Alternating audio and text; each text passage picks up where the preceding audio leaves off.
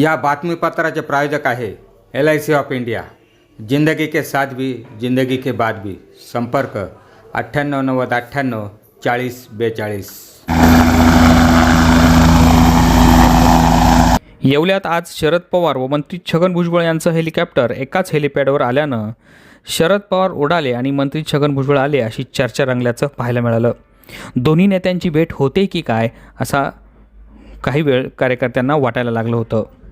महाविकास आघाडीचे उमेदवार माणिकराव शिंदे यांच्या प्रचार सभेसाठी राष्ट्रवादी शरद पवार काँग्रेसचे अध्यक्ष शरद पवार हे दुपारी 3 वाजेच्या सुमारास हेलिकॉप्टरने येवल्यात आले होते।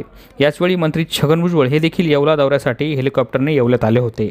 भाषण संपल्यानंतर शरद पवार कोपरगावच्या सभेसाठी तातडीनं हेलिपॅडकडे रवाना झाले। नेमकी त्याचवेळी मंत्री छगन भुजबळ यांचे हेलिकॉप्टर देखील हेलिपॅडवर दाखल झाले। दोन्ही नेत्यांची भेट होते की काय असा प्रश्न उपस्थितांना पडला होता।